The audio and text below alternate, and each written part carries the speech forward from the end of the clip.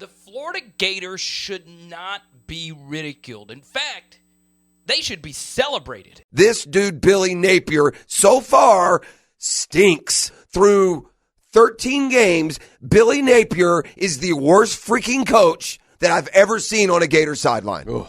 And it's not that hard, and I'm not a coach, but I could do better than him. You're 2 scores down, idiot! You can't do that!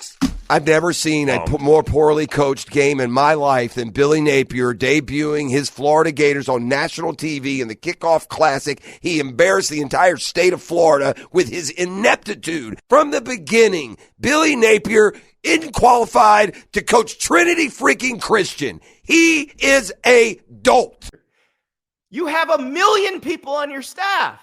How do you not notice you have 2 number 3s on the field? It was very telling when Holly Rowe was doing her sideline report right after halftime. She had talked to Billy Napier, and she said, Billy Napier says that they can run the ball. They just need to call more runs. The moment she says that, Florida shifts to an empty backfield. That was the series where they had the interception that set up Utah in the red zone. Most of that is coaching. You just practice for a month. That's not talent. So you cannot blame Dan Mullen for this. There's no more, well, Dan Mullen didn't leave us any players. These are mostly your players. That's not Dan Mullen's fault. Now I'm looking at you, okay?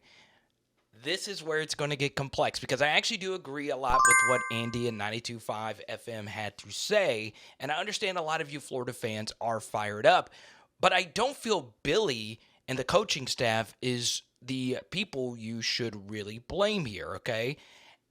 And I also don't believe you should blame the players either.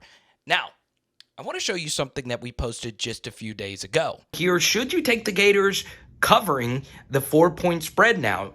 I actually like the Utes even more. Normally, these early season road games for SEC teams are brutal performances. So I'm actually going to go with the Utah Utes to cover this spread, and I'm going to give a final score here of 28-17. Let me know what you think. Let's go. And as you can tell, I was really heavy on the Utes, but not necessarily because of Utah. It's because historically SEC teams don't play well on the road early in the season. College football teams normally don't play well early in the season. There is no preseason, the portal, all new coaches, players. You guys know the whole shebang bang.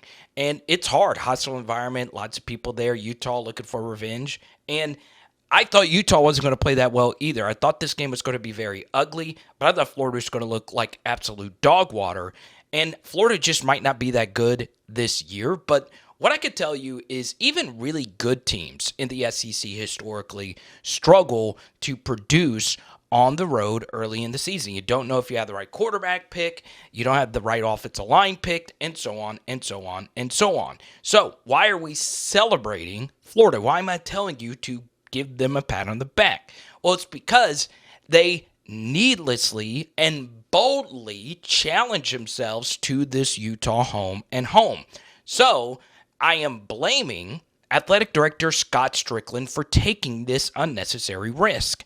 But it should also be celebrated because they are giving us a really good opening week game in all of college football. There is a reason why a lot of SEC teams do not actually challenge themselves in the first week of the season because it is really hard to play your best football.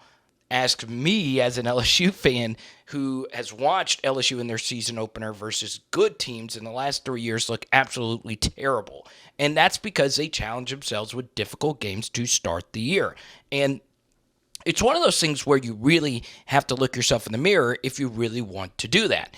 Now, the difference here is Florida doesn't need to do it. They are one of 4 teams that does not need to schedule an out-of-conference P5 game in the first week of the year, but they do it anyway.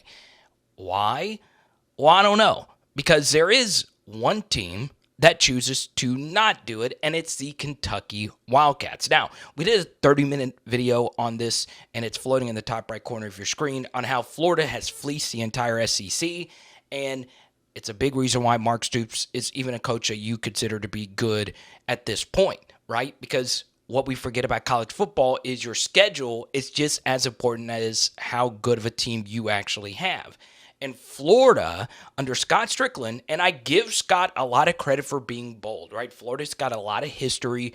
Florida obviously has won national championships, but you aren't what you probably think you are, and you need to schedule cupcakes like Kentucky, right? Because at this point, even though you do have a top 5 recruiting class for 2024, you are closer to a Kentucky than you are an LSU, Alabama, or Georgia at this point, okay? So you shouldn't have done this, right? But you did it. And what's crazy is the Utah game last year, they almost beat you, okay? The game this year, you weren't even close, because if you look, and I highly recommend you look at this video. I don't know if I'm going to be able to have time because I'm having to record this and just put it out there.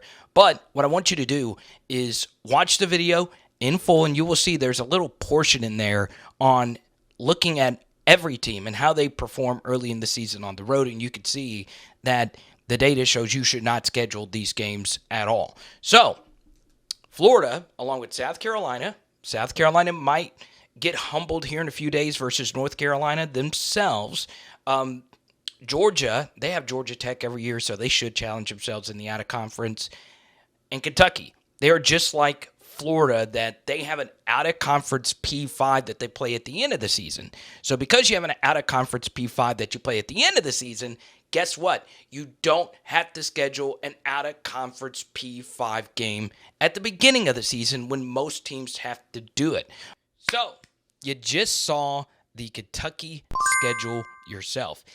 Let's just say instead of Utah, Florida played Ball State, and they looked clunky like they did last night. But guess what? The Gators are likely still going to win that game. And now, how do I know that? Well, this has actually happened in recent seasons with Kentucky. They haven't looked too great in the season opener, but because you're playing a cupcake, they eventually find a way to win it. Once again, more in that Kentucky deep dive.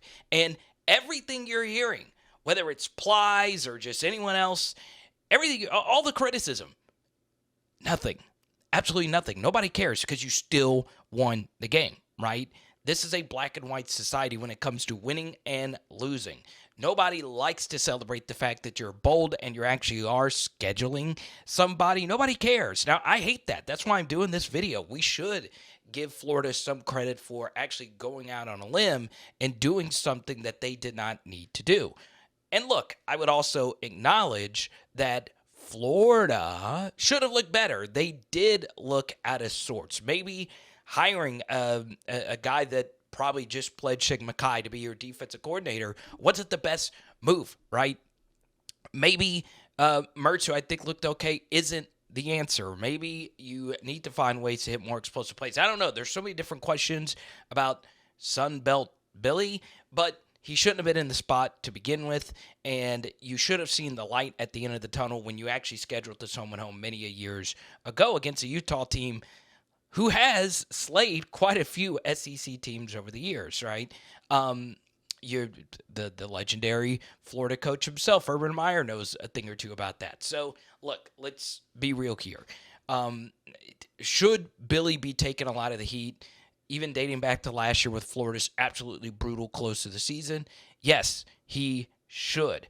But this is a guy who only lost one home game last year to the eventual SEC West champion, and he was been bad on the road. And with all the historical data, this should have been clear as day that this was going to happen. But we're all acting like we're shocked. You shouldn't be. And there you go. Now, I want Florida fans to comment down below. Do you actually like this schedule? Because I always like to leave a little nugget at the end. The 2024 schedule is even harder if you're a Florida fan. And yeah, that's it's going to be tough. So, yeah, let me know what you guys think of today's video.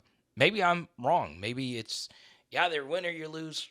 That's why I had this channel, to have debates like this, okay? Floating in your face, all my over-under plays. If you want to see those, check it out, okay? It is Power Hour SEC. Boom! And tonight, we are doing lemon pepper chicken wings. Let's go!